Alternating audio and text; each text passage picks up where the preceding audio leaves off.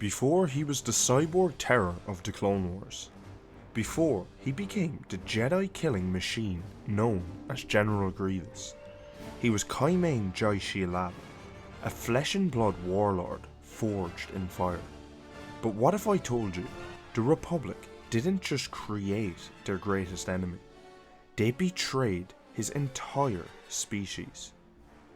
What happened on the distant planet of Kalee wasn't just a war, it was a genocide ignored by the Jedi, a legacy buried by the Republic, and a forgotten crucible that turned a warrior into a monster.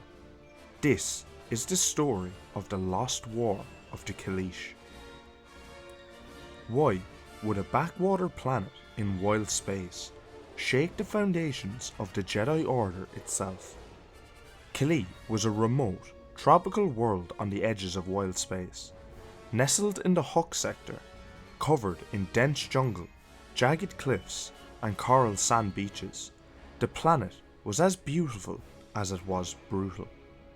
Life here was survival, and for the native Kaleesh, it made warriors out of everyone. The Kaleesh were reptilian humanoids, hunter warriors who wore bone masks carved from Karabakh skulls. They revered their ancestors, told stories through blood and battle, and were known for hunting beasts like the mumu to craft ceremonial garb. They lived in towering temple cities like Shrupak, structures reminiscent of Mesoamerican ziggurats. But despite their honour and martial prowess, the galaxy saw them as savages. Who would dare invade a planet filled with born warriors, and why would the Republic support them? Enter the Yam'rii, insectoid aliens from the neighbouring world of Huk. Advanced, resource-hungry, and merciless, they began a campaign of expansionism that ravaged the Huk sector. They didn't just colonize, they enslaved. The Yam'rii turned their gaze toward Kalee. For the Kaleesh, it was a holy war. They resisted fiercely, and leading them was Kaimane Jai Shilal, a prodigy of the battlefield who would later be remembered by another name, Grievous. Under Shilal's command, the Kaleesh pushed the Yam'rii off their world. But he didn't stop there.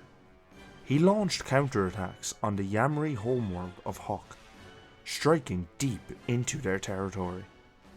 What would make the Jedi Order support slavers against an oppressed people? As the war turned against them, the Yam'rii appealed to the Galactic Republic, and the Republic listened. Blinded by politics, Coruscant painted the Kaleesh as aggressors.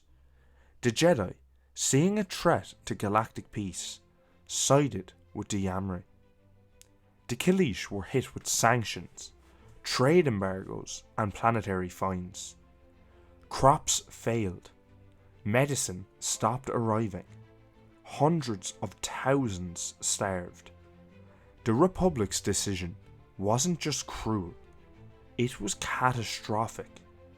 It taught Kaimane Jai Shilal one lesson he never forgot. The Jedi would protect their own interests, not justice. Was General Grievous born or built? In truth, both.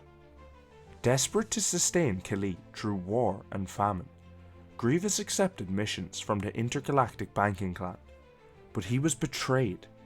His shuttle exploded mid-flight.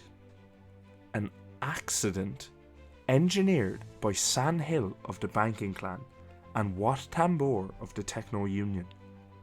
The shattered body of Kaimane Jai Shilal was reconstructed by Geonosian engineers, his brain reprogrammed to serve separatist interests, his hatred of the Jedi undiminished.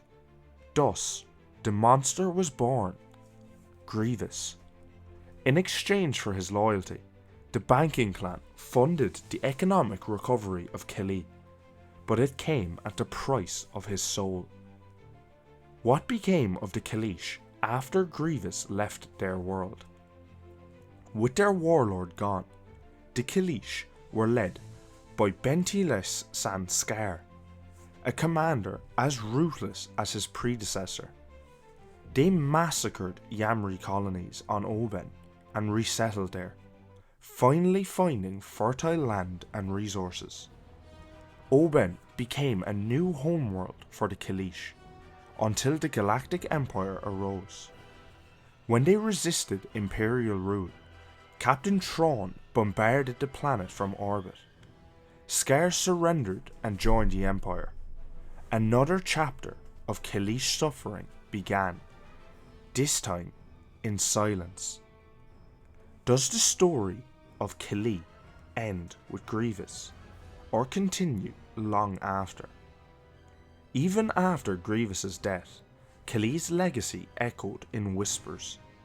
During a culinary tour in 35 ABY, Galactic chef Strono Tugs visited Kalee and described a world rich in ancient culture and warrior tradition. His ultimate cookbook even included recipes like Karabakh skewers, meals once served to warlords. This small mention reminds us that Kalee still exists, tucked in the shadows of galactic maps, a warrior people broken by galactic powers, yet unforgotten. How did the Republic's betrayal of one planet help create the Clone Wars' deadliest general? The answer is Kalee. It's not just the birthplace of General Grievous. It's the crucible that forged his hatred. It's the world the Jedi abandoned, the culture the Republic tried to erase, and the battlefield where a noble warrior became a nightmare. In forgetting Kalee, the Republic sealed its fate. It turned a war hero into a war machine. It created the monster that would one day bring the Jedi to their knees.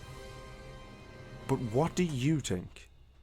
Would Grievous have ultimately turned against the Jedi regardless of separatist inclusion? Let me know your thoughts in the comments below, and as always, like, subscribe, and join us next week for another deep dive into the archives. If you are enjoying the videos, become a member and let's uncover the galaxy's biggest secrets together. Thanks for watching.